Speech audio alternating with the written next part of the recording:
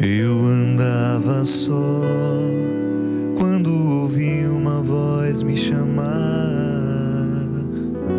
dizendo: filho, necessito lhe falar.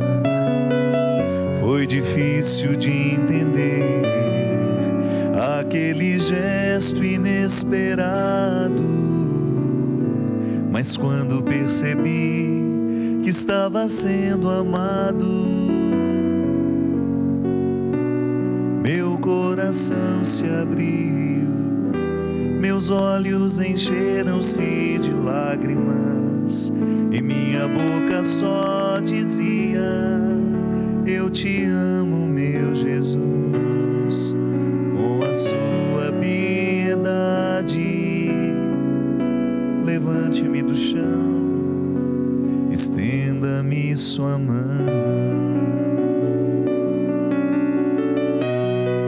Seja sempre o guardião das palavras que eu falo, e também seja o pastor a conduzir os meus passos.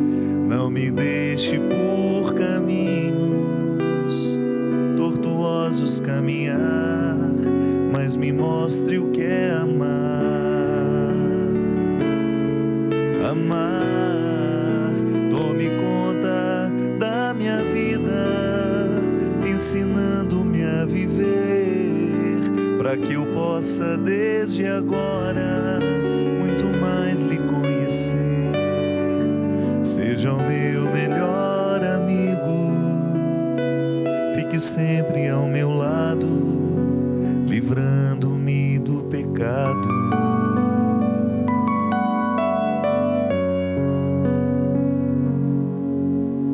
Desde então senti que já não era mais o mesmo, e aquela solidão não havia mais em mim. Os meus olhos se voltam inteiramente ao Senhor, depois que percebi como é grande o seu amor. Conhece o meu caminho, sabe onde eu ando, é o meu refúgio e a minha proteção. Está sempre me ajudando nos momentos mais difíceis, sendo a minha salvação. Seja sempre o guardião das palavras que eu falo, e também seja o pastor a conduzir os meus passos. Não me deixe por caminhos tortuosos caminhar, mas me mostre o que é amar. Amar, tome conta da minha vida, ensinando-me a viver, para que eu possa desde agora muito mais lhe conhecer. Seja o meu melhor amigo, fique sempre ao meu lado, livrando-me do pecado.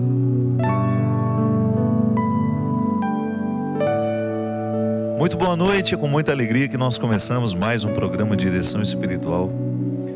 Eu me recordo que essa música fez parte de um momento muito especial da minha vida. Eu morava lá em Terra Boa, no Paraná. Foi talvez um dos momentos mais difíceis de toda a minha história, né? Um dos muitos que eu já tive a oportunidade de viver. Minha irmã tinha morrido num acidente muito trágico. E é interessante que quando eu experimentei a morte da minha irmã, eu sofria, era muito conturbado, né, dentro do meu coração, tudo que a morte dela havia me causado. Primeiro, a dor de ver partir uma pessoa que você ama, que participa ativamente da sua vida. Era uma irmã muito ligada a mim. E depois você acompanhar o sofrimento de uma pessoa que você ama muito, né? Que é minha mãe. Acompanhar a dor da minha mãe e também do filho da minha irmã, do Conrado, naquela época, foi muito doloroso, muito difícil. E eu me lembro que Deus me visitou muito através dessa canção. Na época, o recém-lançado CD Mais Que os Pássaros, da minha querida amiga Ziza Fernandes, que para mim é um CD que divide águas, né, dentro da música católica, porque a Ziza, ela pode até ter ficado um pouco sumida nos últimos tempos, né, mas a Ziza, ela teve uma função, um trabalho importantíssimo dentro da música católica. Ela foi uma das pessoas que inaugurou, né, naquela onda de música nascida da espiritualidade da renovação carismática, que a música católica sempre foi muito forte, né? Nós sempre tivemos grandes nomes. Durante muito tempo o Padre Zezinho continua sendo, né, o maior referencial da música religiosa para todos nós. O Padre Zezinho, com sua capacidade imensa de criar, acho que o Padre Zezinho tem uma música para cada assunto, né? Ou 3 músicas para cada assunto. Um homem que compõe muito. Mas eu falo daquele momento da renovação carismática, quando a música era muito em torno do louvor, né? Eram muitas músicas para serem cantadas no grupo de oração. E de repente a Ziza trouxe uma proposta muito nova. A Ziza, no disco dela Mais Que os Pássaros, se você não tem, valeria a pena você ter, porque é um CD histórico para nós. Para mim, então, ele foi importantíssimo na minha caminhada. A Ziza veio falando de Deus através de uma humanidade muito bonita, de uma análise, né? Músicas que passavam, que falavam de relacionamentos humanos, que falavam de respeito, de amizade, de respeito ao tempo da dor. E das muitas canções especiais que estavam gravadas naquele disco, estava essa música Guardião, que é uma música, na verdade, composta por um grande compositor da música também religiosa, Vinícius Del Bianco, lá de Franca, uma cria da tia Lolita, né, do Raléu de Franca. E o Vinícius participava com ela nessa música. Eu me lembro que a primeira vez que eu ouvi essa música, era como se Deus estivesse me carregando no colo. A expressão guardião é muito forte, né? O que é o guardião? É aquele que faz questão de observar uma propriedade para que ela não seja invadida. Guardião da minha casa, né? Aquele que faz questão de zelar para que a propriedade continue inteira. Deus entrou na minha história naquele momento em que meu coração estava tão machucado, tão sofrido, e me visitou pelas vozes do Vinícius e da Ziza nessa canção, me mostrando que a experiência que nós fazemos dele, né? A experiência que nós podemos fazer de Jesus é sempre uma experiência de redenção. Eu estou numa situação desfavorável e o meu Redentor me encontra. E Ele me resgata naquele momento em que eu estou tão desfavorecido pela vida. É sempre assim. A dor é uma experiência que no momento em que nós a experimentamos, nós ficamos desfavorecidos. A dor nos aparta, né? É como se a gente não tivesse condições de viver como os outros que não estão passando por ela podem viver. É como se você fosse retirado, é como se você fosse excluído, a dor nos exclui. Mas quando a gente interpreta esta dor como uma oportunidade de ser encontrado por aqueles que podem um pouco mais do que nós experimentamos diversos contextos da redenção. Uma primeira experiência redentora é você ser encontrado pelos seus amigos, pelos seus familiares, pelas pessoas que te amam, né? E o outro, humanamente, mesmo marcado pelos limites e pelo pecado, ele pode exercer o dom de ser redentor para nós. A gente já experimentou isso em algum momento da nossa vida, quando a gente precisou chorar as nossas mágoas, pedir um apoio e alguém nos favoreceu. Nós que estávamos então desfavorecidos, encontramos alguém que se dispôs a estar conosco no momento daquele desfavorecimento. Alguém que se dispôs a passar uma noite em claro, alguém que se dispôs a passar algumas horas nos ouvindo, alguém que se dispôs a enxugar a nossa lágrima, alguém que se dispôs a ouvir o que tanto nos incomodava, ou até mesmo, assim, com muita honestidade, com muita sinceridade, simplicidade, tentar aproximar-se do que nós estávamos sentindo. É tão bom, né? Quando você tem pessoas que se dispõem a sentir com você. Essa dimensão da solidariedade, que não passa pela ajuda material, mas que passa pela disposição que o outro tem de ser com você naquele momento em que você tem dificuldade de ser sozinho. Quando você não consegue, né, levar sozinho toda aquela carga existencial que foi descarregada sobre você.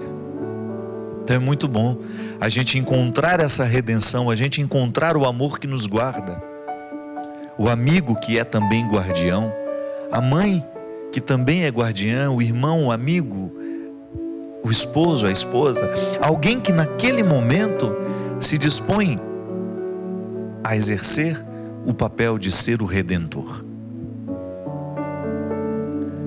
Mas a experiência humana de você encontrar alguém que pode ser um redentor na sua vida, um abraço, um gesto humano que lhe retire ou que lhe faça tolerar um momento desfavorável, nos insinua, né, e nos mostra uma dimensão redentora ainda mais sublime, que é a que Deus faz por nós o tempo todo. Essa redenção que Deus realiza em nós através de seu Filho Jesus. Ele é o nosso Redentor. É em Jesus que nós encontramos o verdadeiro guardião. Até eu digo isso sempre, Deus nos guarda através dos nossos amigos, Deus nos ama através das pessoas, e essa experiência é sempre complementar. Experimento Deus no momento em que experimento as pessoas, mas o que experimento nas pessoas não termina, ele me sugere ainda mais. Quanto mais eu me aproximo do amor humano, quanto mais eu experimento esse amor humano, sem os seus excessos, sem os seus pecados, mais ainda eu me aproximo do amor divino. É uma regra, né? Bonita de ser seguida. Quanto mais eu me aproximo do verdadeiro amor humano, muito mais eu posso experimentar o amor divino. E todos nós precisamos disso. De experiências, de redenções humanas que nos proponham redenções celestes. De você perceber o esforço humano de alguém querendo estar ao seu lado no momento da sua dor, e isso lhe sugerir a fé naquele que nos acompanha o tempo todo e que nos é mais íntimo do que nós mesmos, que não desiste de nós, que nos ama até o fim, que permanece ao nosso lado. Nós estamos ainda sob o impacto da visita do Papa Francisco. Eu particularmente ainda não absorvi tudo o que esse homem nos trouxe. Fiquei extremamente comovido pela forma como ele me olhou, né? Engraçado que aquelas duas frases que eu tive a oportunidade de cantar olhando nos olhos dele, eu pude identificar que nós temos um Papa que consegue conciliar a misericórdia com toda a dimensão acolhedora que a misericórdia precisa ter, mas ao mesmo tempo a firmeza que todo misericordioso também precisa ter para não ser um molenga, né? Nosso Papa é firme. Temos uma liderança hoje que pode fazer muito bem ao coração da igreja, pode fazer muito bem ao coração de todos nós.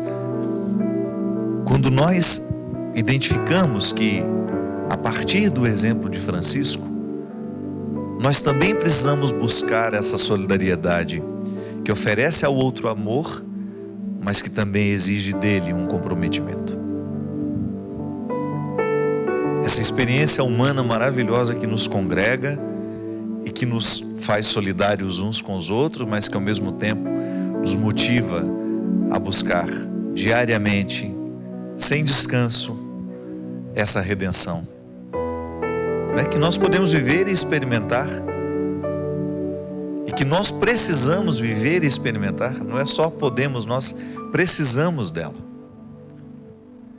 Uma redenção que nos vem pelo esforço que nós fazemos diariamente de manter a coerência, de buscar aparar as arestas. Eu acredito que toda a postura do Papa entre nós, todo o seu jeito de ser, muito antes da palavra, o Papa Francisco, ele evangelizou muito mais com as atitudes. Antes das palavras vieram as atitudes, os gestos concretos, a simplicidade, o despojamento, a disposição que ele tinha de estar com as pessoas, de encontrar. Tão lindo, tão reveladora aquela última entrevista dele, dizendo que ele não veio ao Brasil para ficar dentro de uma caixa de vidro, ele veio para encontrar as pessoas. Porque o Papa está disposto a ser o guardião, e o guardião é aquele que acompanha de perto, é aquele que ama, é aquele que cuida do rebanho observando. Profundamente reveladora a sua presença entre nós, a nos mostrar que nós estamos vivendo um novo tempo como igreja. Um homem que nos desafia com a sua vida, com o seu jeito de ser, a guardar bem, a nossa responsabilidade de viver esse cristianismo com todos os comprometimentos, com toda a dimensão da misericórdia que nós precisamos viver, mas ao mesmo tempo com toda a seriedade, com toda a firmeza, para que o nosso cristianismo seja verdadeiro, seja coerente. Tenho certeza que você também está ainda experimentando, saboreando as alegrias, que o Papa nos trouxe, e se Deus quiser, vamos ainda descobrir muitas riquezas que Ele deixou esquecida por esse Brasil afora e no coração de muitas pessoas que podiam estar por um momento até desencantadas com a igreja e de repente viram no Papa Francisco um novo motivo, para a gente poder voltar a fazer essa experiência de Jesus, a não desistir do projeto. A igreja é pecadora, mas nós podemos ser também como Francisco dentro dessa igreja.